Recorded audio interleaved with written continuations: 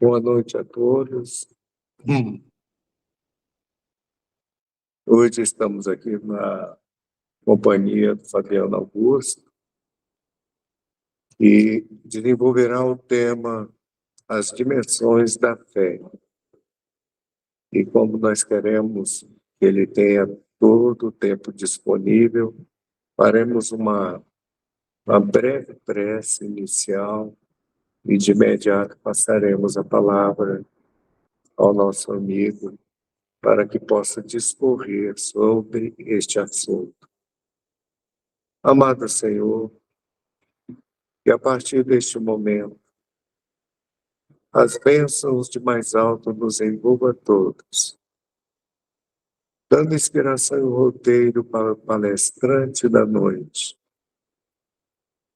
e nos preparando para as atividades que iremos desenvolver logo após a palestra. E desta maneira, envolvidos em suaves vibrações, com a presença destes benfeitores abnegados, em nome de Jesus, damos por iniciadas as nossas atividades da noite de hoje e convidamos de imediato o Fabiano Augusto para iniciar essa tarefa abençoada.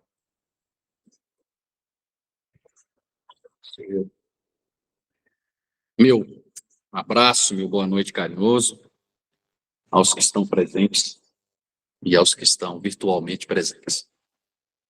O tema fé, ele é muito explorado por todas as religiões e nas conversas que tem a dinâmica e a temática religiosa, ele é sempre citado.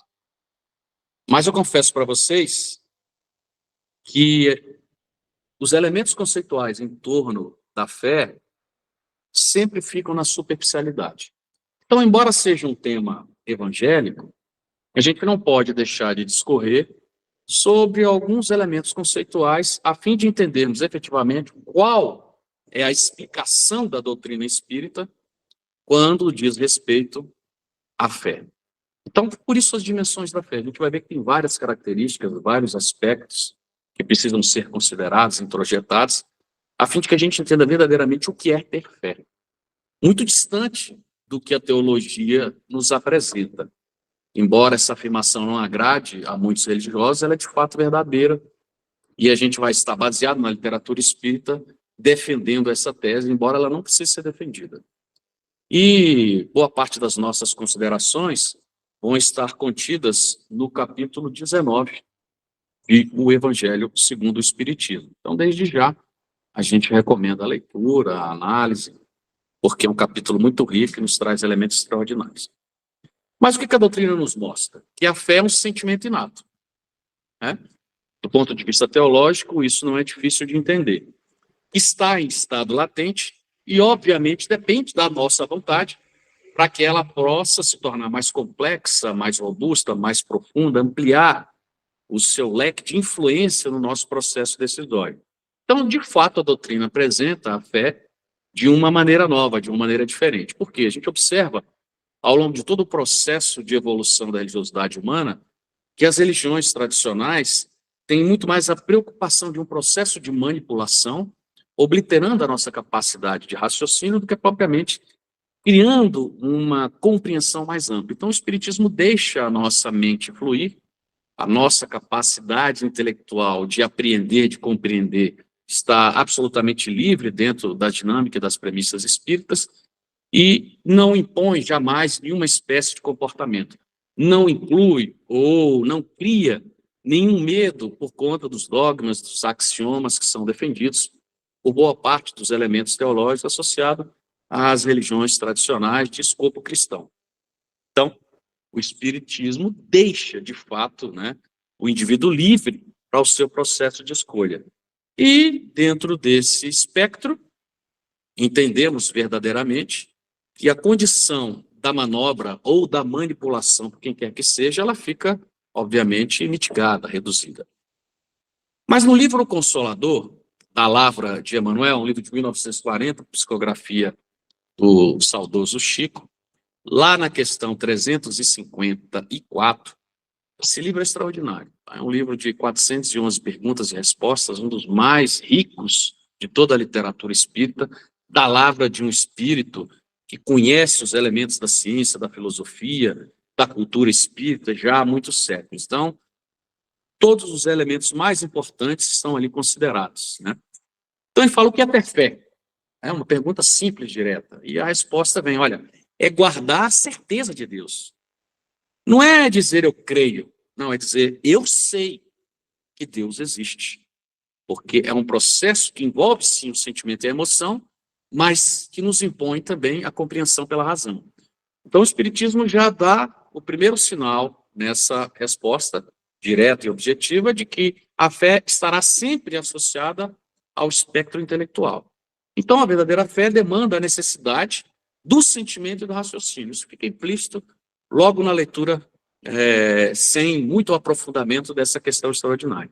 Mas a gente vai no livro Pão Nosso, que também da colaboração de Emmanuel com Chico, um livro de 1950, também publicado pela FEB, lá no capítulo 9, quando ele trata sobre os homens de fé.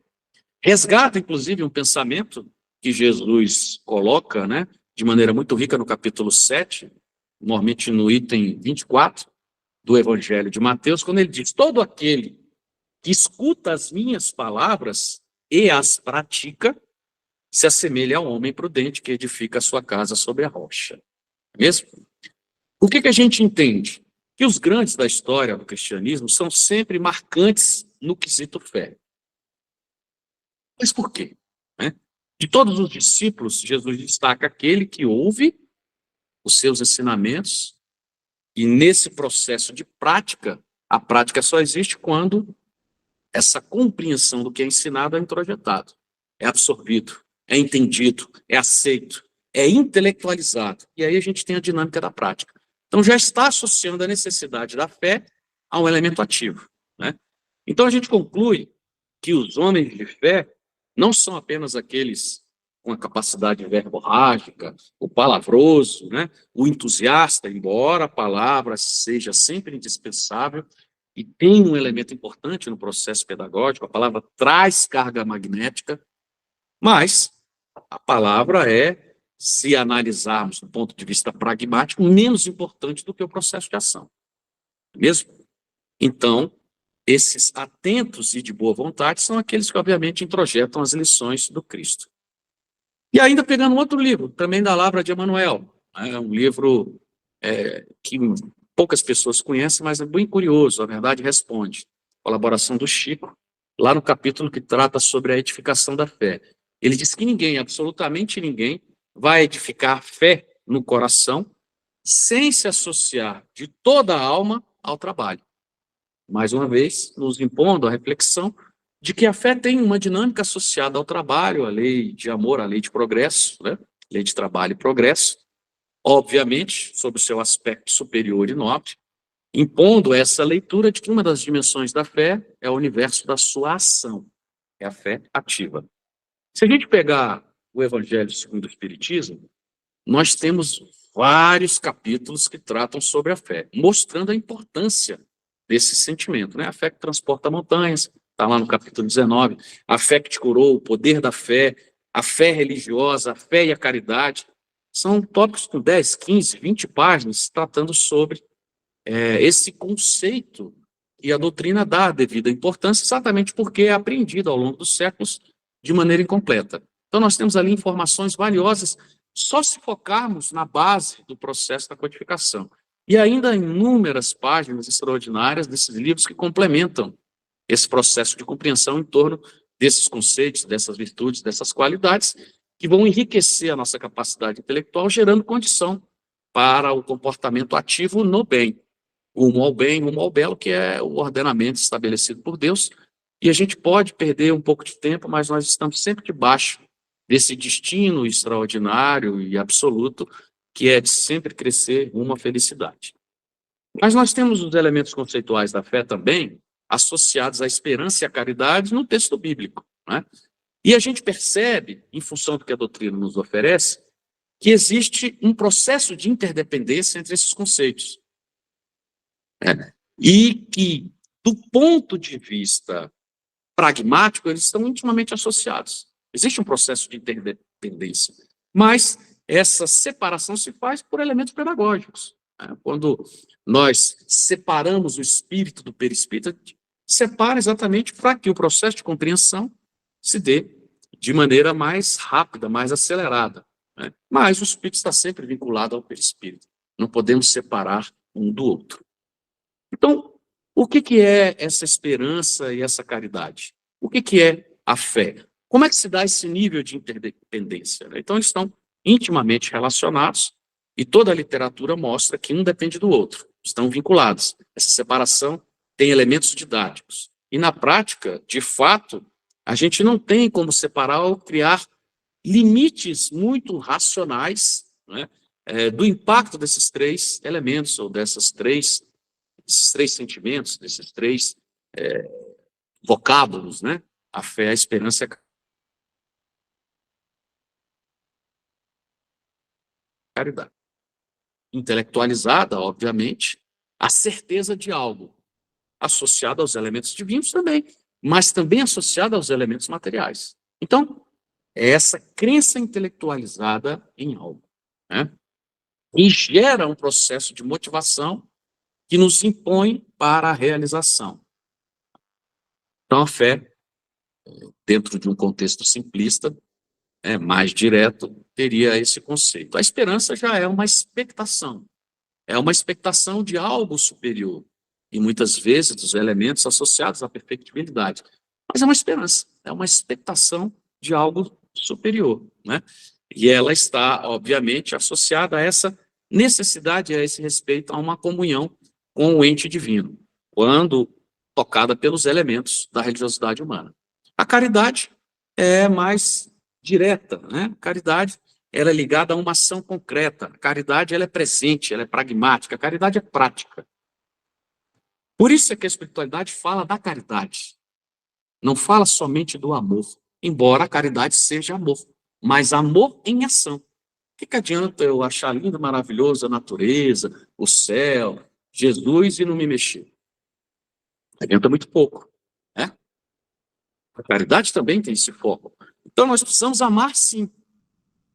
Mas aí nós temos um elemento que pode ser só platônico ou pouco efetivo. Por isso é que os Espíritos nos dizem a necessidade de sermos caridosos, porque a caridade é a âncora do processo de salvação em toda a leitura universal, porque é a prática do amor, que nós intelectualizamos, sentimos e externalizamos. Então a gente percebe que esses conceitos estão intimamente associados, né? Nós temos várias frases no contexto bíblico. Olha, a fé é a mãe da esperança e da caridade, e ela é filha do sentimento e da razão. Olha que coisa bonita, né? Encontramos isso na codificação, né? Ou seja, a fé, ela é motivada pelo livre-arbítrio e tem o suporte desse sentimento e dessa razão. E aí a gente cria uma dinâmica desses dois grandes elementos, troncos do processo de compreensão, o intelectual e o moral, né? Porque nós evoluímos pela moralidade e pela intelectualidade. E a junção desses dois nos tornam sábios. Emmanuel diz que a fé, então, é guardar no coração essa certeza iluminada de Deus, ou seja, é uma certeza sublimada de Deus, com todos os valores da razão tocados pelo perfume do sentimento. Essa frase é lapidar, é extraordinária, é de uma beleza, é de uma profundidade incrível, né? Fé é guardar no coração a certeza iluminada de Deus, com todos os valores da razão tocadas pelo perfume do sentimento, do processo emocional. Capítulo 19, a gente tem que a fé transporta montanhas, baseada, obviamente, no texto que Mateus registra no seu capítulo 17, quando Jesus fala, olha, e ele diz isso para os discípulos, para os seus apóstolos. Ele não estava dizendo só para qualquer um, transeunte, curioso, né? E por estar vendo ali o dito Messias. Não, ele passa isso para os seus assistidos. Em verdade vos digo que se vocês tiverem a fé de o tamanho de um grão de mostarda, o que é o grão de mostarda? O grão de mostarda, a própria parábola, né, lida e relembrada aqui antes do início do nosso processo de falação, explica usando a simbologia da época, né? Jesus fez isso com grande maestria. Ele não podia falar do celular, não podia falar do automóvel, não podia falar da bomba atômica, porque isso não existia à época. Então ele falava da candeia, da espada, da faca, né? Do carvalho, do alqueire, da mostarda, dos elementos associados à cultura da época. A mostarda é uma semente muito pequena, muito pequena. Então ele provoca, né? Usando esse processo símile, essa parábola, né? Esses elementos paralelos de comparação. Olha, se vocês tiverem a fé do tamanho de um grãozinho de mostarda, vocês vão dizer a esse monte, passe daqui para acolá, e ele então passará. E nada então vos será impossível. Olha, Jesus se referia a um monte do ponto de vista geográfico? Não. Precisamos entender que a letra morta, a letra fria, muitas vezes não dá a compreensão do que o Cristo queria nos ensinar.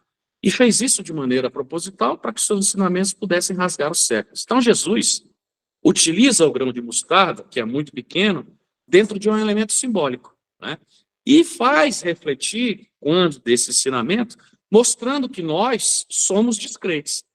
Se isso valeu para os discípulos e apóstolos, espíritos nobres, selecionados, né, pela divindade, para um processo de consolidação do pensamento do cristianismo nascente, ainda vale para nós. Porque, afinal de contas, são só 20 séculos aproximadamente passados desse momento extraordinário.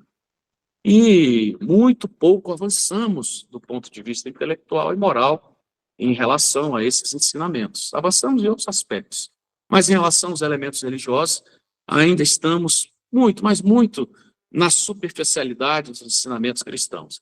Então, Jesus faz refletir essa necessidade de que, nos momentos difíceis, porque é aí que a fé é demandada, nós somos descrentes. Ele não fala da montanha que se constrói pelos elementos geográficos, né? Pelos elementos teratológicos, não. Ele fala das montanhas que devem ser transportadas, fazendo esse paralelo com as nossas dificuldades íntimas, com as nossas inferioridades, com os nossos problemas, com as nossas paixões, com a nossa ignorância. Então, nós temos montanhas de defeitos. Então, a referência do Cristo é exatamente essa, né? A fim de que esses preconceitos, esse interesse material que ainda vige na nossa psicosfera, na nossa idiosincrasia, no nosso campo de exercício mental, pudesse, obviamente, pelos interesses nobres associados à fé, serem movidos, né, ou serem realocados, a fim de que combatemos as nossas limitações íntimas, né, as nossas imperfeições. Então, Jesus deixa claro, mas de maneira muito direta, e o poder desse sentimento muito falado, e eu disse isso no início, não existe nenhum elemento teológico de qualquer religião que não trate sobre os elementos associados à fé, mas, embora seja muito falado, ele é pouco compreendido e praticado, e ainda analisado na superficialidade. Então, ele esclarece nessa passagem que nada, absolutamente nada é impossível se soubermos utilizar essa poderosa força espiritual. Opa! Então, nós já temos um outro elemento. A fé é um exercício de poder. Claro que é. Mesmo que a fé é um exercício da nossa capacidade intelectiva. Mesmo. E aí a gente entra nesse processo de compreensão das dimensões da fé, né? Olha, Fabiana, a fé tem dimensões? Tem. Do ponto de vista didático, pedagógico, a gente pode fazer, né, essas considerações. Nós temos os elementos associados à fé humana. A fé humana é ruim? Não, não é ruim. E a fé divina, não é mesmo? Segundo a aplicação que o homem der às suas faculdades em relação às necessidades terrenas ou materiais, ou em relação às suas aspirações divinas, celestes. Então, aí a gente vai ter o escopo de uma fé humana, né, uma fé material, ou de uma fé espiritual, de uma fé divinizada. Então, a fé pode ser aplicada em dois campos do nosso espectro de relacionamento: o material e o espiritual. No material, que é a fé definida como humana, ela é usada para conseguir os elementos que são atinentes à nossa convivência em um mundo material. E ela é importante, não é mesmo? O acúmulo, né, da capacidade intelectual através de cursos, estudos, a construção de uma casa, o avanço profissional, né, a organização de uma empresa, de um processo de empreendimento, desenvolvimento de um projeto, de um programa, a vinculação aos elementos que nos impulsionam para o crescimento material no seio da matéria em que estamos, ela é externalizada pela fé humana. Por que não? Porque nós acreditamos, nós intelectualizamos, nós nos dispomos a sermos ativos, né? Todos nós temos que ter essa fé. Ela não é em absoluto ruim, muito pelo contrário. Ela é a crença da nossa capacidade de realizar no espectro, né, ou na dimensão material em que nos encontramos. Mas, mesmo assim, ela precisa estar aliada a alguns elementos de racionalidade, alguns elementos de moralidade. Por isso é que os Espíritos dizem, mesmo a fé humana precisa estar envolta desses elementos nobres, mormente a humildade. Porque a humildade torna essa fé humana não só individualizada, mas coletivizada, pensando não só no nosso bem, mas no bem daqueles que estão ao nosso lado. Nem que seja no nosso núcleo familiar, que aí o processo é mais fácil, mais rápido. Mas se podemos ampliar esse escopo de ação dentro de uma tarefa maior, por que não? Então, não é? A fé humana é de suma e de extremada importância. Ela orienta o homem nesses elementos de crescimento material, ordenado, obviamente, pelos interesses coletivos, humanizados pelos valores, né, morais, em que nós aprendemos a compartilhar, nós aprendemos a considerar, envoltos nessa nobre virtude que é a humildade, né? E, obviamente, quando nós associamos a fé ao lado imortal, à vida eterna, aos elementos da religiosidade, à necessidade da caridade, à necessidade da fraternidade, à necessidade do perdão, da misericórdia, da nossa melhoria interior, do processo de autodescobrimento, a gente está, obviamente, dando espaço para essa fé que tem o escopo de ser divina, né? A fé celeste, a fé espiritual. E as duas, obviamente, precisam estar associadas, tendo elementos de coletividade destacados em relação aos nossos interesses mais individuais. E é o que nós fazemos. Não existe, não tem como não considerarmos elementos da fé humana nos processos de realização, né, das assistências, do desenvolvimento da arte, da cultura, da religiosidade, do conhecimento em qualquer campo da atividade humana. Então, nós temos aí uma dimensão da fé, a fé humana e a fé espiritual, a fé divina. E passamos, então, para a fé ativa e para a fé passiva. A gente viu naqueles conceitos que Emmanuel traz, nos conceitos que são registrados no Novo Testamento, que a fé precisa ter obras, ou seja, a fé precisa ser ativa, não é mesmo? E aí nós temos Tiago defendendo essa tese na sua epístola, quando ele fala, né, lembrando os ensinamentos do Cristo, porventura a fé pode salvá-lo? Olha que interessante. Muito do espectro religioso diz que sim, desconsiderando o próprio texto bíblico, né? Ele fala, assim também a fé, que não tiver obras, é morta em si mesma. Então ele fecha a questão. Quer dizer, não adianta ter fé, porque a fé, né, que não gera um processo de ação positiva, não foi produtiva, ela não foi ativa. Então a fé sem obras, o texto diz, não vale muito, ou vale pouco, mesmo. Diferente dos elementos associados à fé racional. Porque o conhecimento em si também não salva. O que adianta também a gente ter uma fé racional sem o processo de aplicação dessa fé? Então, a fé ativa nos traz a dimensão da própria caridade, que é o elemento pragmático, é o elemento de ação, que transforma verdadeiramente o mundo que está à nossa volta. Primeiramente o nosso interior, por um processo de intelectualização, e depois a parte externa, por um processo de envolvimento com o bom, com o belo. Então, elas são complementares, né? Os elementos de uma fé humana e de uma fé espiritual, junto com a fé ativa, elas acabam se complementando. É mesmo? Aí nós passamos para o terceiro espectro dimensional, né? Falamos da fé humana, da fé divina, da fé ativa e da fé passiva, a fé passiva que não gera produtividade, nem no campo da materialidade, quer dizer, que adianta eu querer passar no concurso público, né, se eu não estudo, se eu não me organizo, se eu não estou disciplinado, se eu não faço um cursinho, se eu não respondo questões, se eu não procuro me intelectualizar, se eu não procuro ler a fim de ampliar conhecimentos para alcançar aquele objetivo. Então, não adiantou, né? Eu não coloquei elementos pragmáticos nesse processo de vontade ou de crença. E o mais importante, talvez, o mais difícil de ser deglutido pelo processo teológico, é exatamente os elementos da fé cega e da fé racional. Por que a gente diz isso? O Evangelho, segundo o Espiritismo, né, no seu capítulo 19, está lá, diz que a fé necessita de uma base que é a inteligência perfeita daquilo em que se deve crer. Então, precisamos de um processo de compreensão. E para crer, conclui Kardec, não basta ver. Embora muitas vezes o ver nos facilite um processo de assimilação. Mas é muito mais profundo do que ver. Eu nunca vi o espírito. Quer dizer, eu preciso ver um espírito para acreditar no espírito? O sujeito precisa materializar na minha frente para falar, agora materializou, agora eu acredito no espírito. Não. Então é um processo de fé, racionalizado. Por tudo que esses anos de movimento espírita me ensinou.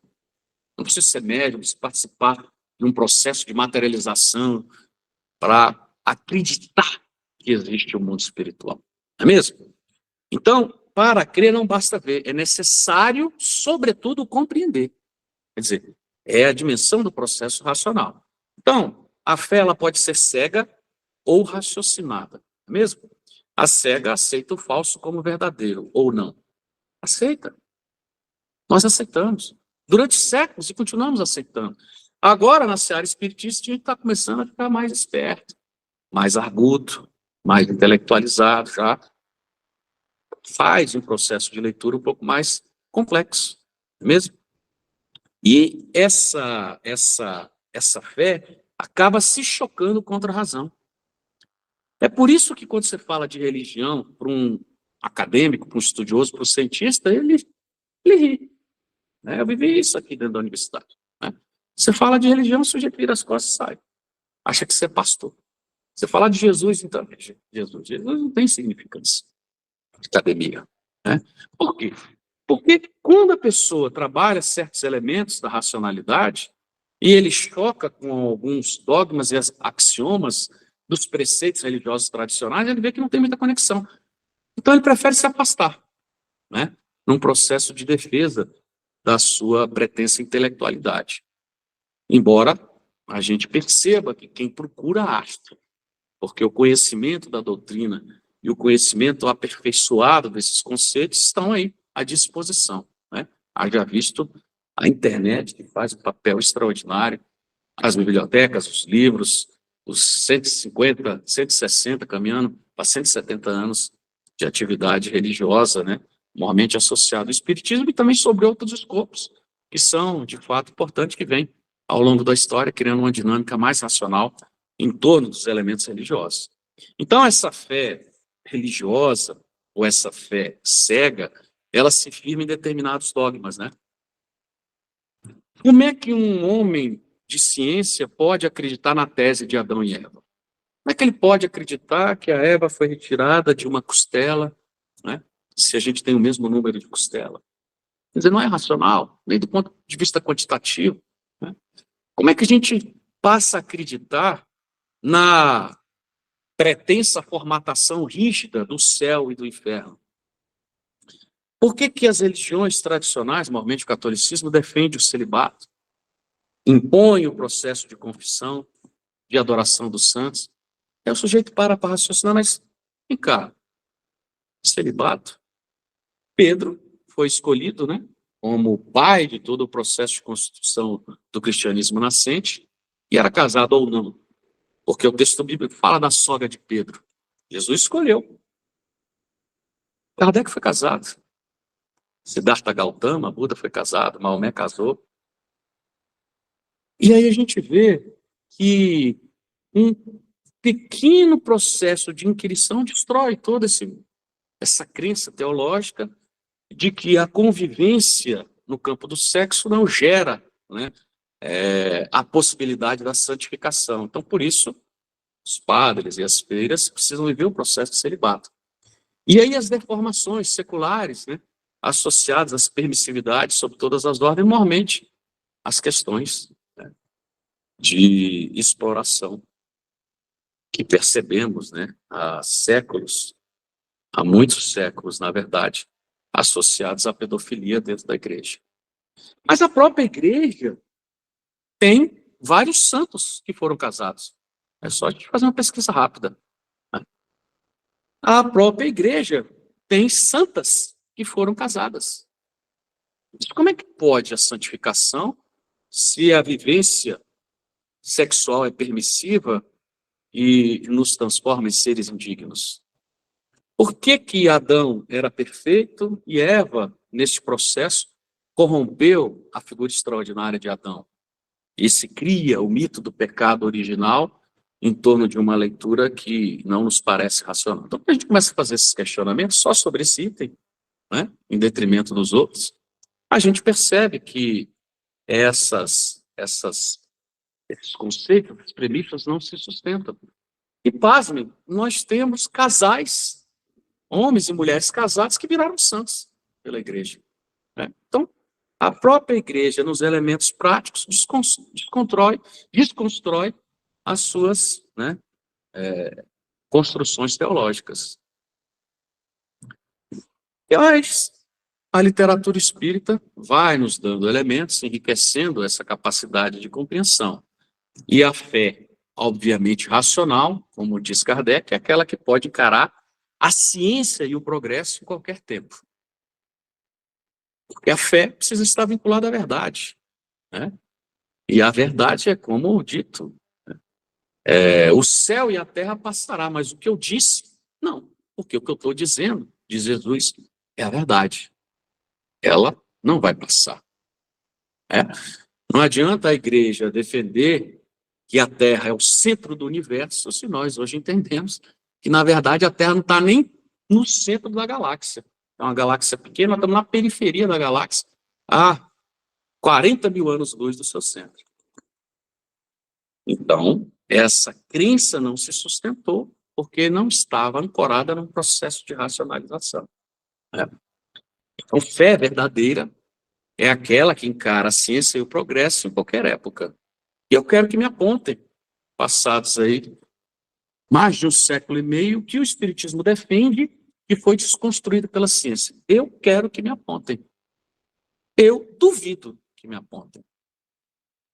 Porque com 53 anos, lendo, estudando, eu nunca achei. Pelo contrário, a gente tem elementos que são, inclusive, de caráter premonitório dentro da literatura espírita. Quando, mesmo antes da lâmpada existir, Kardec falava da importância da eletricidade, né? De um ano antes. A lâmpada veio, se não me falha a memória, em 1879, ainda de maneira incipiente, pela genialidade de Thomas Edison. E o Livro dos Espíritos foi publicado em 1857, está lá dizendo, olha, essa questão do calor, vocês precisam considerar, porque a eletricidade, embora na Terra não tenha um espaço atuante, em outros mundos ela é de suma importância. Hoje a gente não consegue nem entrar em casa se não tiver eletricidade, né? Já estamos falando de carros elétricos. Olha que coisa extraordinária.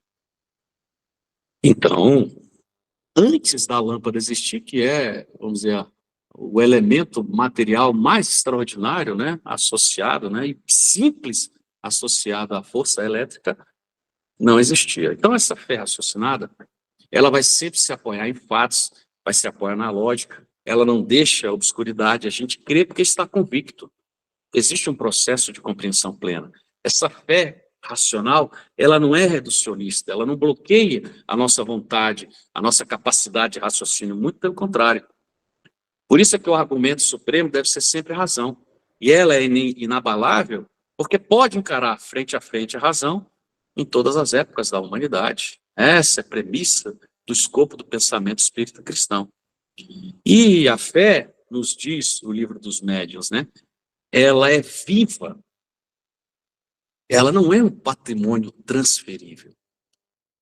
Olha que coisa interessante. Ela é uma conquista pessoal. Daí porque Kardec depois defende dizendo que a fé espírita não pode ser prescrita ou imposta. Não é um processo, não adianta, né? A gente tentar convencer uma pessoa, não.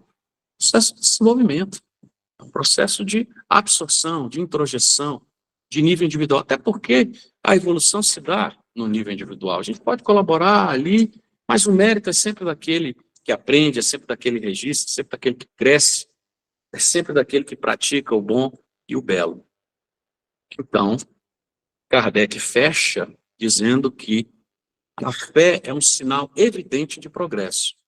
A fé que não é cega, a fé que é racional.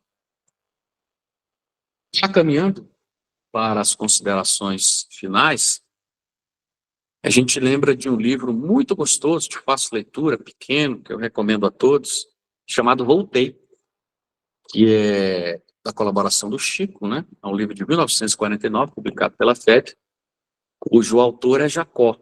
E a gente sabe que é Frederico Figner, que foi um dirigente espírita, foi um evangelizador, um doutrinador e um empresário muito rico, de extremo sucesso, um homem sério, um comerciante inteligente, colaborou com o progresso do Brasil.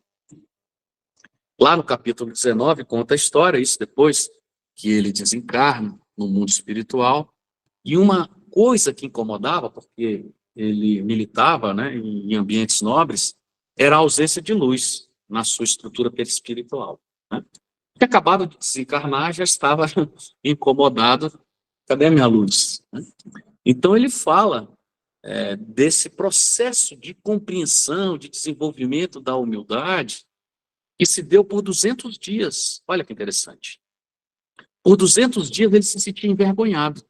É como se alguém chega, né, numa festa chique com uma roupa rota, rasgada, suja, né, inadequada para aquele ambiente que está ali tão, né, nobremente instalado.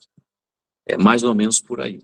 Então ele diz o seguinte, que ele observava essa luz interior nos outros, nos seus amigos de mesmo círculo, e aquilo o incomodava profundamente. Ele ficava envergonhado, é a expressão que ele usa, né?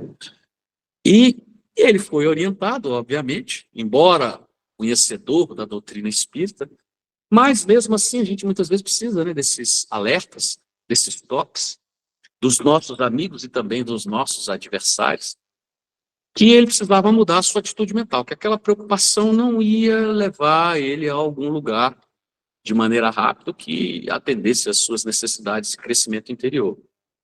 Ele diz, então, que nos trabalhos de assistência espiritual aos infelizes nas regiões inferiores, ele sempre ouvia referências amargas em torno da sua pessoa, da sua personalidade. O que é muito fácil de entender. Quando você vai para um ambiente menos nobre, nós, em geral, somos atacados. E, obviamente, os espíritos, né, inteligentes e hábeis nos atacam naqueles elementos em que nós somos frágeis, para que verdadeiramente possa nos abalar do ponto de vista emocional, possa criar um processo de introjeção. E ele disse que isso, de fato, foi muito importante, porque os amigos, né, os parentes, sempre selecionam as palavras para nos chamar a atenção e muitas vezes não são tão diretos quanto os nossos adversários. Diz que os adversários, os inimigos espirituais, fazem um papel extraordinário para o processo de libertação e de compreensão das nossas limitações e para dar um punch nessa necessidade de nos autodescobrir. Porque eles são duros, são diretos, usam, né, vocábulos mais incisivos e botam verdadeiramente, como diz o bom ditado, o dedo na ferida. E aí ele ia para essas regiões, né, nos trabalhos assistenciais, e se desanimava, ficava triste, esmorecia, porque era atacado. Era lembrado das promessas que fez e não cumpriu, muitas vezes o seu interesse exagerado pelo dinheiro, das opções que ele fez na juventude, dos programas que ele começou e não terminou, típico, né, da criatura humana, falível, embora ele tinha muitas qualidades, como nós, que muitas vezes nos perdemos em determinadas escolhas, típico de seres ainda bipolares. Embora Frederico Figner estava muito, mas muito acima de uma média que nós podemos considerar. Então, ele diz que depois da morte, esse julgamento, por mais desagradável que seja, se torna uma bênção. E, a fim de servir, ele era motivado por esse elemento de crença, de fé. Ele passou a visitar essas regiões de espíritos endurecidos de maneira sistemática. Ele se vincula a um instituto iluminativo, uma escola de aprendizado, seria um espírita, né, com bastante cultura, volta para a escola. E aí, quando a gente fala, eles citam esse instituto iluminativo, quando a gente diz que no mundo espiritual, esses institutos de estudo, esses centros de aprendizado, normalmente não trazem nomes de pessoas, de fato, né, para evitar esse estímulo de vinculação personalística. E a gente vê muito isso nas unidades de assistência, aí sim, né? Você tem as casas de amparo associadas a esse espírito extraordinário que é Maria, você tem, né, os centros de amparo de Fabiano de Cristo e de tantos outros, porque aí o escopo da assistência é interessante, que tem essa vinculação personalística. Mas no processo de aculturação, a referência é sempre maior, né? São os elementos universais associados ao Cristo. Então, você ficar colocando elementos mais personalizados ou dando nome de pessoas não acaba sendo o mais adequado. Então, ele fala desse Instituto Iluminativo. Ele conta que muitas vezes fugiu chorando, né, da espiritualidade. Ele ia para as regiões umbralinas, depois se deslocava para as regiões superiores, e muitas vezes ele saía correndo diante dos ataques, mas no outro dia ele voltava, né?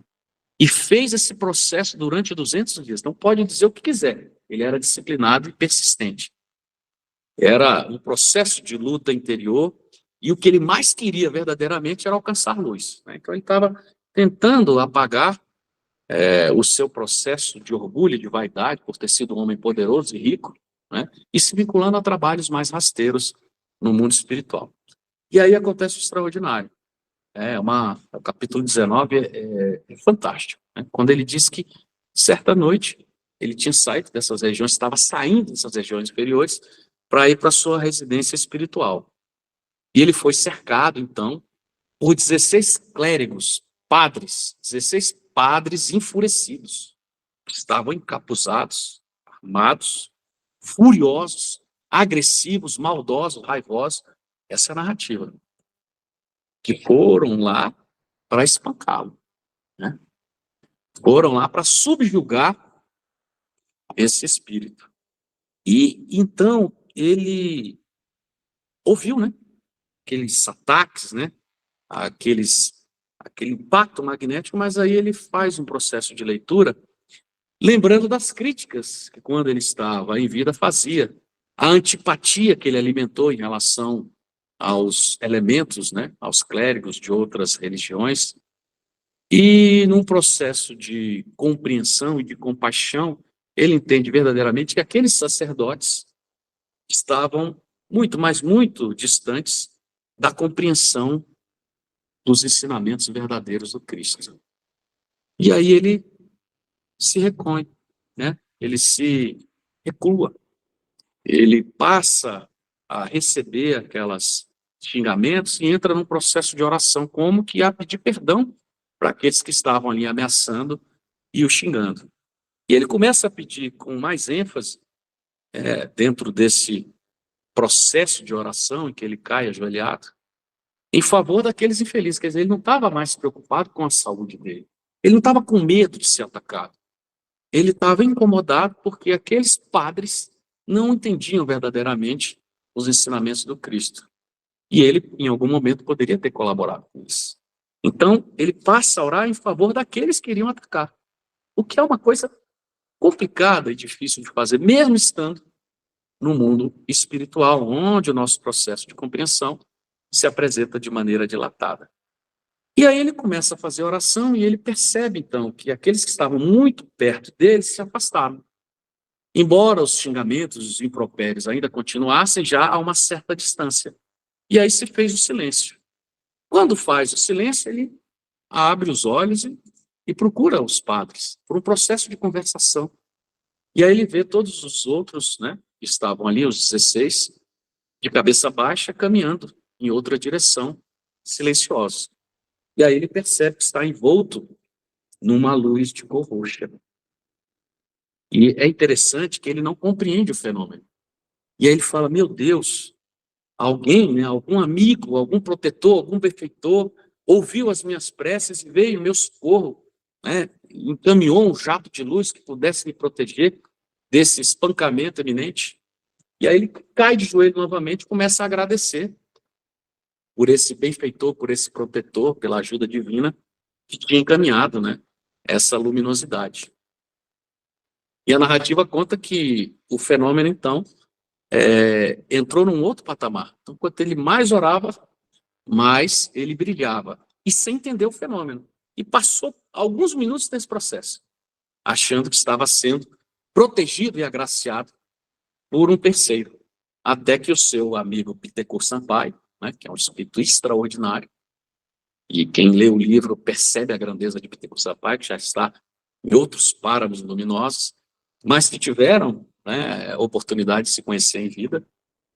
Ele chega e bate no ombro dele: o Frederico, não te admires, né, dessa luz que te envolve, porque essa luz veio de ti, pelo processo de compreensão, pela humildade, pela compreensão das limitações alheias, pelo exercício do perdão mental, pela oração sincera, né?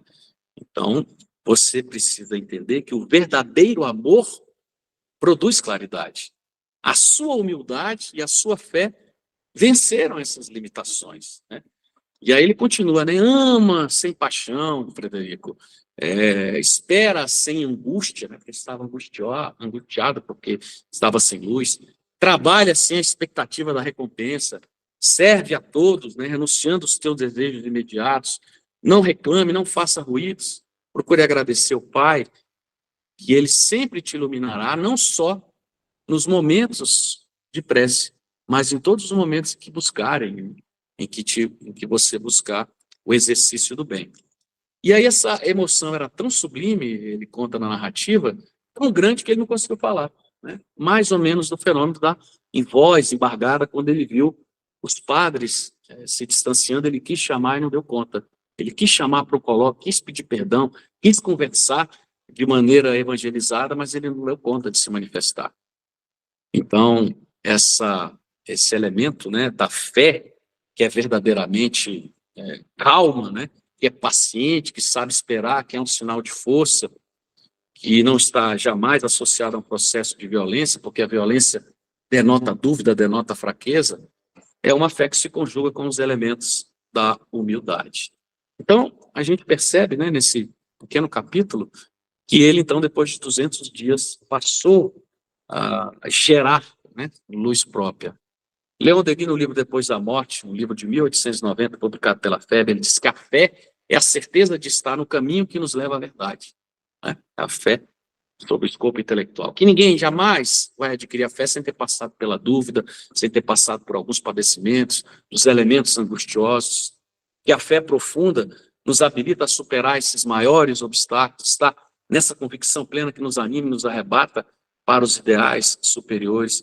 Que a fé é uma faculdade superior, sim, e que a razão humana é um reflexo da razão eterna, né? Elas não estão desconectadas, muito pelo contrário. Uma é reflexo da outra. Querer substituir a razão pela fé é ignorar que as ambas são extremamente solidárias, que ambas são solidárias, que ambas estão conectadas, são interdependentes e inseparáveis, né, que se consolidam uma à outra. Então, é um processo de compreensão de que esse nobre sentimento é o elemento para os grandes feitos. Que o homem firme e convicto, diz Leon Denis, ele é imperturbável, ele não tem segurança, ele não tem medo, porque é convicto pela fé, né? Diante do perigo, diante das tribulações. Em vez dos dogmas e dos mistérios, a fé deve reconhecer os princípios decorrentes do processo da observação direta, do estudo das leis naturais. E a fé, né, mormente a fé espírita, é aquela que nos impele à prática do bem. Então, o Espiritismo nos dá, sim, outros elementos associados, né, à compreensão do que é verdadeiramente a fé, que precisa ser humana ou divina, mas que necessariamente racional, né, e ativa. Ok? Obrigado.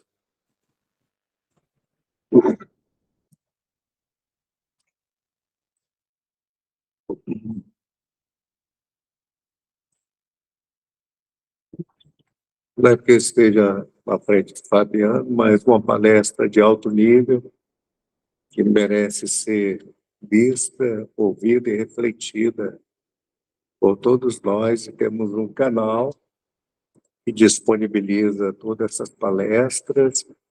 Essa semana mesmo, né, Eduardo? Você já vai disponibilizar essa palestra de hoje do Fabiano, e aqueles que assim o desejarem também podem compartilhar o nosso canal para termos mais adeptos. Agradecemos ao Fabiano, a todos aqueles que estão nos acompanhando online. Faremos uma breve prece de encerramento e, logo após, daremos continuidade às nossas atividades da noite de hoje. Senhor Jesus, mantenha-nos firmes na nossa pequenina fé, que crescerá ainda mais quanto mais conhecimento tivermos da verdade, quanto mais mudarmos a nossa maneira de ser, alijando de nós outros as sombras das imperfeições que nos são próprias, superando o homem velho, para que renasça o homem evangelizado. Obrigado, Senhor, por esse instante de reflexão e que nós, obreiros da Casa Espírita, fonte de esperança, possamos continuar servindo dentro das nossas possibilidades, dando o nosso melhor, aproveitando a oportunidade que Deus nos deu. Que assim seja.